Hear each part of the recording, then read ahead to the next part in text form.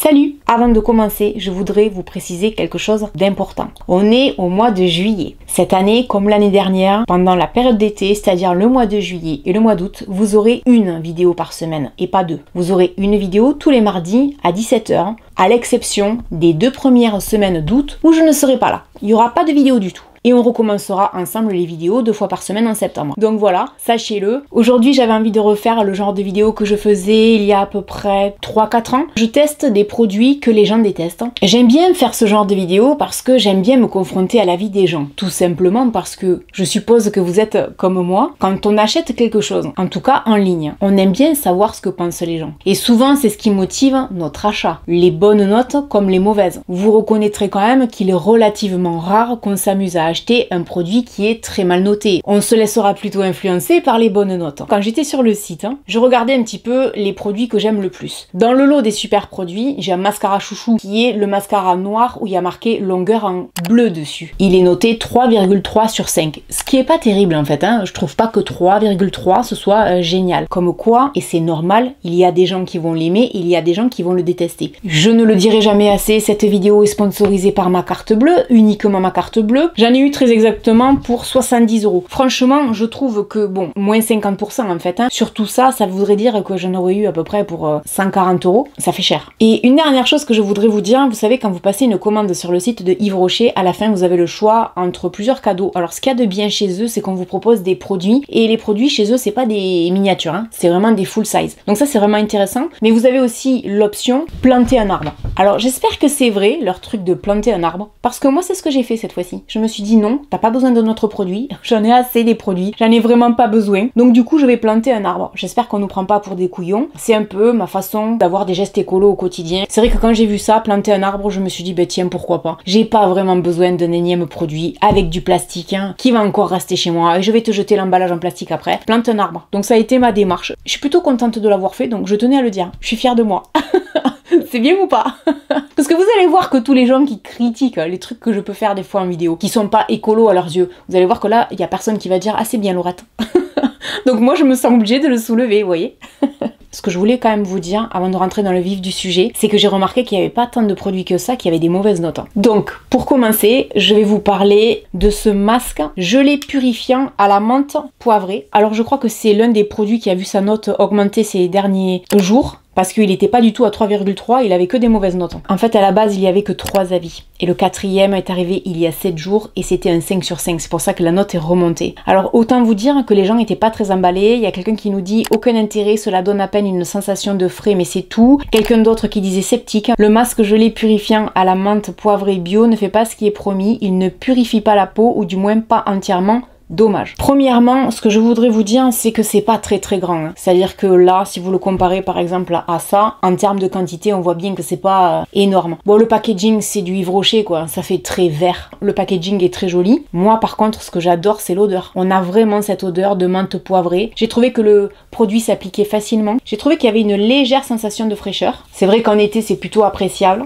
J'aime bien la texture. Je l'ai laissé poser pendant 10 minutes. Maintenant, ce que je n'ai pas trouvé en fait dans les avis et qui moi m'a personnellement déplu, on nous dit enlever le surplus avec un coton humide. Comment vous dire que l'histoire du coton humide, c'est pas du tout une bonne idée parce qu'en fait ça va avoir tendance à pelucher. Ce qui fait que je pensais l'avoir bien rincé et le problème c'est que derrière quand j'ai continué ma routine, je me suis rendu compte que non. Donc ça c'était le gros bémol en fait sur ce produit. Je vous dirais que à la limite, si vous êtes plutôt comme moi, généralement je me fais mon gommage, mon masque et après je pars me laver. Ce qui fait que je rince tout ça sous la douche. En tout cas, si vous passez pas sous la douche, rincez-vous bien avec de l'eau quoi. Un coton, ce n'est pas suffisant. Pour ma part, j'ai trouvé que ça avait purifié ma zone T, je trouvais que c'était plutôt pas mal. Après, en termes de prix, je trouve que c'est pas donné quoi. C'est-à-dire que effectivement, je l'ai payé 2,37 € en promotion donc c'était pas cher, mais ça à 8 €, ça fait un peu petit et c'est un peu cher je trouve par rapport à la quantité. Ensuite, s'il y a vraiment un produit que j'ai toujours adoré tester, ce sont les déodorants. Et là, j'ai testé un déodorant fraîcheur. Celui-là, c'est un déodorant fraîcheur, 0% d'alcool. Alors on nous dit qu'il élimine les odeurs jusqu'à 24 heures, qu'il protège de l'humidité grâce à la poudre d'être absorbante et qu'il respecte le processus naturel de transpiration. C'est un produit qui est noté 2,4 sur 5. En promo, il coûte 3,45 €. Plein pot, il coûterait 6,90 €. Quand je vois que mon déodorant Ushuaïa coûte, je crois qu'on est dans les 2,50 € ou 2,80 €, il est plus cher que le mien. On nous dit, j'ai acheté ce produit depuis de nombreuses années, il est très frais, texture agréable, mais son seul bémol, c'est qu'il est nul en protection. Il y a quelqu'un d'autre qui nous dit, malheureusement, je trouve ce déodorant trop liquide et peu efficace car il ne couvre pas du tout l'odeur de transpiration. Alors en fait, c'est l'argument qui est le plus ressorti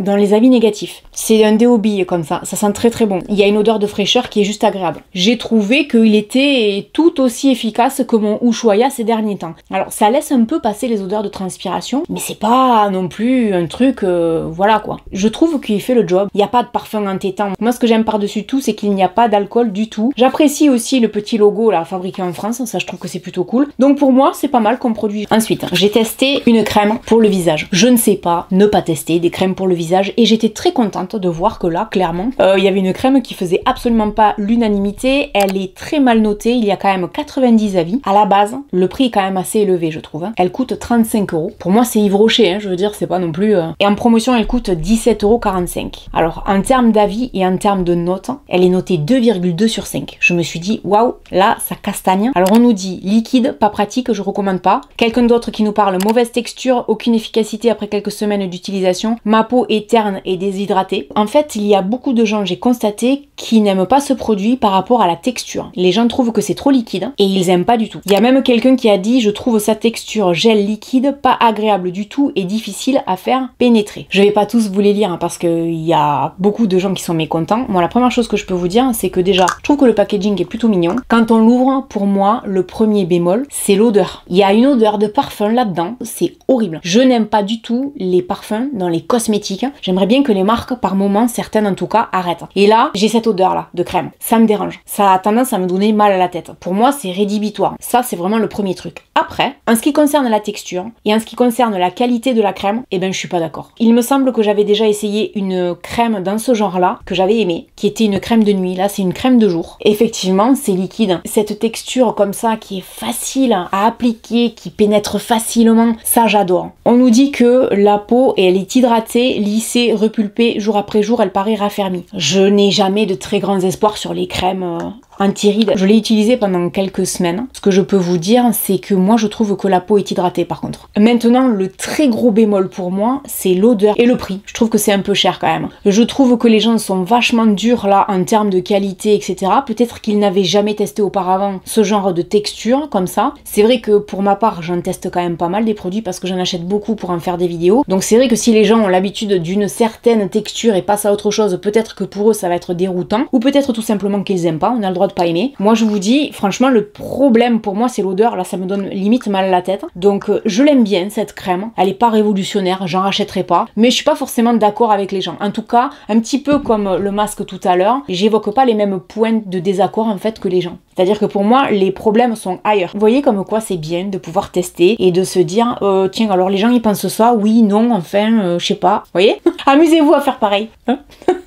C'est sympa, vous allez voir. Ensuite, j'ai testé cette palette du haut teint qui coûtait 15,99 € à la base. Elle est notée 2,3 sur 5. On nous dit inutile, trop peu de pigmentation, aucune différence avant-après. Il m'a pourtant été conseillé par la vendeuse. Je regrette cet achat. Quelqu'un d'autre qui dit vraiment déçu, ma grand-mère a voulu me faire plaisir pour mon anniversaire en me prenant cette palette et je pense qu'elle aurait mieux fait de la reposer. La poudre de soleil n'est absolument pas pigmentée. Je suis obligée de passer pas mal de fois pour l'avoir un minimum alors que j'ai justement choisi cette palette pour la poudre. Donc je suis vraiment déçue. Je m'attendais à beaucoup mieux. Premièrement, je vais vous parler du packaging. Je le trouve absolument adorable. Et ce qu'il y a de vraiment bien, c'est qu'à l'intérieur, on vous montre un petit peu comment faire pour vous maquiller. Pour les débutants, moi je trouve que c'est plutôt pas mal. Effectivement, la poudre bronzante, elle est très peu pigmentée. Je vous dirais que c'est vraiment le genre de produit pour les gens qui aiment se maquiller très léger, qui veulent quelque chose de vraiment naturel. Là, vous allez aimer. Même moi, j'ai trouvé que ça, c'était un peu léger. Par contre, celui-là, qui est un illuminateur, il est vraiment beau. Et le jour où je me suis maquillée, après je suis allée faire des courses et à un moment donné je me regardais dans le rétroviseur et je regardais l'highlighter et je me disais mais il est vraiment joli. Il est léger, il est discret, mais il est quand même là et il montre qu'il est présent. Contrairement à lui qui est vraiment léger quoi. C'est vrai qu'il faut y aller à plusieurs reprises. Ça me fait penser en fait à des produits coréens que j'ai pu tester par le passé où il fallait vraiment y aller quoi. Hein. Je pense que c'est tout à fait ça. Si vous aimez tout ce qui est très léger, sobre, qu'on ait l'impression que vous n'êtes pas du tout maquillé alors qu'au fond vous en avez mis un petit peu, ça c'est fait pour vous. Si vous aimez de la pigmentation à outrance, ça va pas vous plaire. Sachez-le. Je suis assez d'accord avec les habits par contre. Ensuite, j'ai testé une poudre libre qui coûtait à la base 25,50 €. Là, j'ai envie de dire, vous allez chez Sephora quoi. En promotion, elle était à 12,75 €. Il y a beaucoup d'avis dessus et elle est notée 2,5 sur 5. Et alors, il y a quelqu'un qui dit fait tousser, ne sert à rien, ne tient pas, trop légère. Il y a quelqu'un d'autre qui dit ne pas acheter, mauvaise qualité comme tout maquillage Yves Rocher. Là, la personne, elle est un peu dure quand même.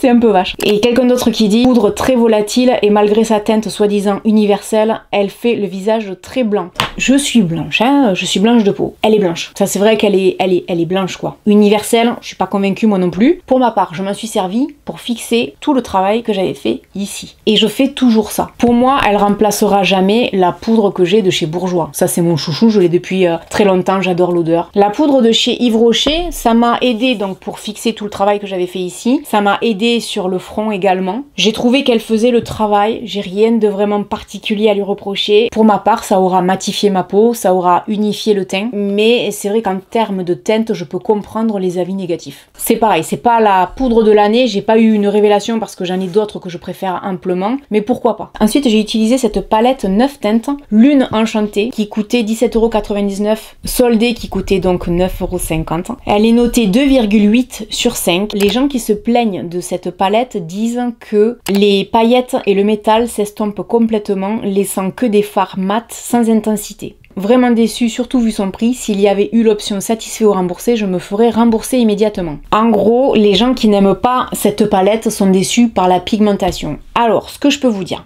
il y a certains fards qui sont poudreux. Les couleurs sont jolies. Le boîtier, il est plutôt pas mal. Ce qui est dommage pour moi, c'est qu'il n'y a pas de miroir ici. Même si Yves Rocher nous dit ce boîtier est conçu en carton certifié sans miroir ni aimant pour réduire notre impact sur l'environnement. Oui, d'accord, ils ont voulu bien faire, mais le problème, c'est que si on voyage, on n'a pas de miroir. Ou qu'on a envie de se remaquiller dans la journée, on n'a pas de miroir. Pour moi, c'est plutôt un bémol. Surtout vu le prix quand même. Hein. 20 € sans un miroir, je trouve que quand même c'est un petit peu abusé. Je vous dirais que je suis pas fan du tout, moi non plus. Je trouve que la pigmentation, elle laisse à désirer. Alors les fards se travaillent facilement. Le premier, quand j'ai essayé de l'appliquer, j'ai pas trouvé que c'était extraordinaire. Ce fard-là manque cruellement de pigmentation, quoi. J'ai pas aimé. C'est marrant, j'ai pas aimé cette palette du tout. Pourtant, il y a des jolis fards. Ça a été tellement pas terrible le résultat final pour moi que après, je me suis sentie obligée de recouvrir tout mon maquillage avec d'autres couleurs issues d'autres palettes où j'étais complètement maquillée dans des tons différents. En dessous, j'avais mon maquillage de Yves Rocher. C'est dire à quel point j'ai pas aimé. Non, j'ai pas aimé du tout. Je suis assez d'accord avec la personne qui disait pour le prix, si j'avais pu me faire rembourser, je l'aurais fait. Voilà, ça c'était le dernier produit. Donc, ce que je peux vous dire, j'ai pas eu de coup de cœur par contre cette fois-ci sur les tests de produits que j'ai eu. Yves Rocher, c'est un magasin où j'aime bien aller, mais pour des valeurs sûres. Mascara, démaquillant à l'eau de bleuet et rouge à lèvres grand élixir. Ça, c'est mes 3 valeurs sûres chez eux. J'espère que cette vidéo vous aura plu. N'hésitez pas à me laisser un commentaire. Et puis, je vous dis à très bientôt dans une prochaine vidéo. Salut!